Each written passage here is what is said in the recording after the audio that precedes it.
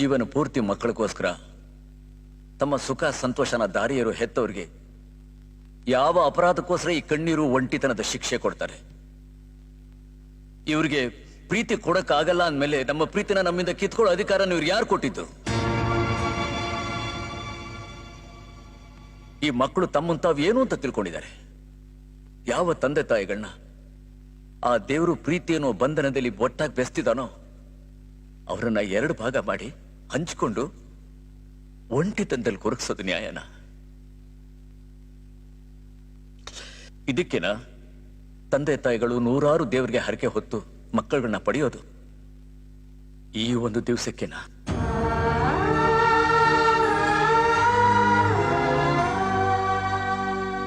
ಬಹುಶಃ ಈ ಮಕ್ಕಳಿಗೆ ಗೊತ್ತಿಲ್ಲ, ನಮ್ಮ ಇವತ್ತು ನಾಳೆ ಅವ್ರದ್ದಾಗುತ್ತೆ. ಇವತ್ತು ನಮಗೂ ವಯಸ್ಸಾದಾಗೆ ನಾಳೆ ಅವ್ರಿಗೂ ವಯಸ್ಸಾಗುತ್ತೆ. ಇವತ್ತು ನಾವು ಕೇಳ್ತಾರೋ ಪ್ರಶ್ನೆಗಳ ನಾಳೆ ಅವರು ಕೇಳ್ತಾರೆ. ಆಗ ಅವ್ರಿಗೆ ಗೊತ್ತಾಗುತ್ತೆ ತಂದೆ ತಾಯಿಗಳ ಬೆಲೆ ಏನು, ಅವ್ರ ಫೀಲಿಂಗ್ಸ್ ಏನು ಅಂತ. ಹಾಗೆ ನಮ್ಮಂಥ ಮೂರ್ಖ ತಂದೆ ತಾಯಿಗಳಿಗೆ ನಾನೊಂದು ಮಾತು ಹೇಳಕ್ಕೆ ಇಷ್ಟಪಡ್ತೀನಿ. ಮಕ್ಕಳುಗಳು ಬೇಕು, ಅವ್ರನ್ನ ಸಾಕ್ಬೇಕು, ಬೆಳೆಸ್ಬೇಕು, ಓದಿಸ್ಬೇಕು, ಎಲ್ಲಾನು ಮಾಡಬೇಕು.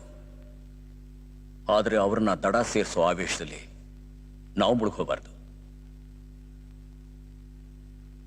ಮಾತಾಡೋಕ್ಕೂ ಬರ್ದೆ, ತಿನ್ನೋಕ್ಕೂ ಬರ್ದೆ, ನಡೆಯೋಕ್ಕೂ ಬರ್ದೆ ಇರೋ ಮಕ್ಕಳಿಗೆ ಬದುಕೋದನ್ನ ಕಲಿಸೋ ನಾವೇ ಬದುಕೋದನ್ನ ಕಲಿತಿದ್ರೆ ಹೇಗೆ? ಕಾಲ ಬದಲಾದಾಗೆ, ಮಕ್ಕಳು ಬದಲಾದಾಗೆ ತಂದೆ ತಾಯಿಗಳು ಬದಲಾಗಬೇಕು. ಯಾರ ಮೇಲೆ ಯಾವ ನಿರೀಕ್ಷೆನೂ ಇಟ್ಕೋಬಾರ್ದು. ಎಕ್ಸ್ಪೆಕ್ಟೇಷನ್ ಇರೋ ಕಡೆ ಡಿಸಪಾಯಿಂಟ್ಮೆಂಟ್ ಇದ್ದೇ ಇರುತ್ತೆ.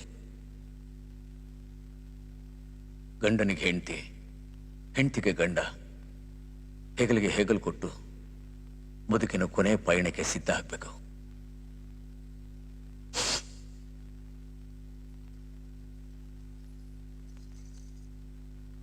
ಆ ವಿಷಯದಲ್ಲಿ ನಾನು ತುಂಬಾ ಅದೃಷ್ಟವಂತ.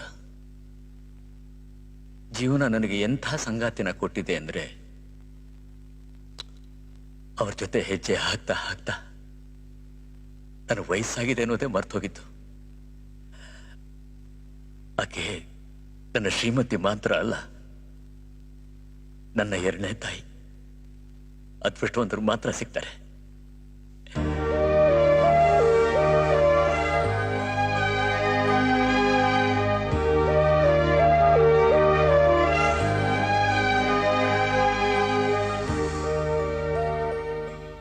ಎಲ್ಲರೂ ಹೆಂಡತಿನ ಪ್ರೀತಿಸ್ತಾರೆ, ಆದ್ರೆ ಅದನ್ನು ಯಾವತ್ತೂ ಹೇಳ್ಕೊಳ್ಳೋದಿಲ್ಲ ಅಥವಾ ತೋರಿಸ್ಕೊಳ್ಳೋದಿಲ್ಲ. ನಾನು ಖಂಡಿತ ಅಂತ ತಪ್ಪು ಮಾಡಲ್ಲ. ನಂದಿನಿ ಅವರೇ, I love you very much. ನಾನು ನಿಮ್ಮನ್ನು ಪ್ರೀತಿಸ್ತೀನಿ, ತುಂಬಾ ಪ್ರೀತಿಸ್ತೀನಿ. ನೀವಿದ್ರೆ ನಾನು, ನೀವಿದ್ರೆ ಎಲ್ಲ,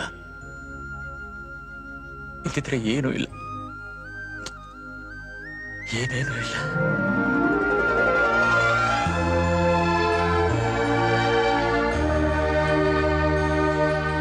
thank you for being there.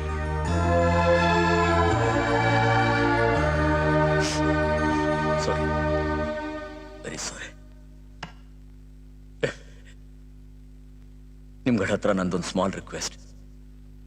ಇವತ್ತೇ ನೀವು ನಿಮ್ಮ ಮನೆಗಳಿಗೆ ಹೋಗಿ ನಿಮ್ಮ ಮನೆಯವರ ಹತ್ರ ನಿಮ್ಮ ಪ್ರೀತಿನ ಹಂಚ್ಕೊಳ್ಳಿ. ಐ ಲವ್ ಯು ಅಂತ ಹೇಳಿ.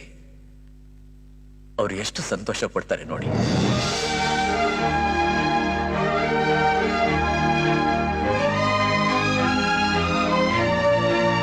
ನಮಸ್ಕಾರ.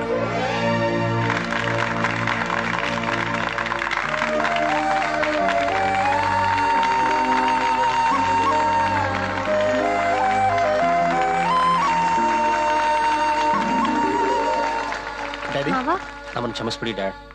We are sorry dad, please. ಅಮ್ಮ, ಮಕ್ಕಳು ಏನೇ ತಪ್ಪು ಮಾಡಿದ್ರು ತಾಯಿ ಕ್ಷಮಿಸ್ತಾಳಂತೆ. ನೀವು ನಮ್ಮನ್ನ ಕ್ಷಮಿಸೋದಿಲ್ವೇನಮ್ಮ? ಒಬ್ಬ ತಾಯಿಯಾಗಿ ಬಹುಶಃ ನಾನು ನಿಮ್ಮನ್ನ ಕ್ಷಮಿಸ್ತೀನಿ, ಆದ್ರೆ ಒಬ್ಬ ಹೆಂಡತಿಯಾಗಿ ನನ್ನ ಗಂಡನ ಕಣ್ಣೀರಿಗೆ ಕಾರಣವಾಗಿರೋ ನಿಮ್ಮನ್ನ ನಾನು ಯಾವತ್ತೂ ಕ್ಷಮಿಸಲ್ಲ. ಸರ್, ಬೈ ಚಾನ್ಸ್ ಈ ಬಂಧನ ನಿಮ್ಮ ಜೀವನದ ಕಥೆ ಆಗಿದ್ರೆ ಏನ್ ಮಾಡ್ತಿದ್ರಿ?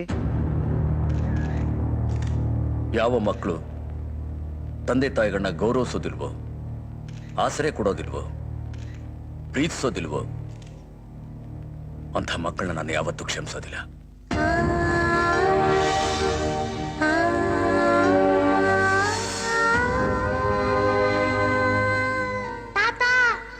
Autograph please.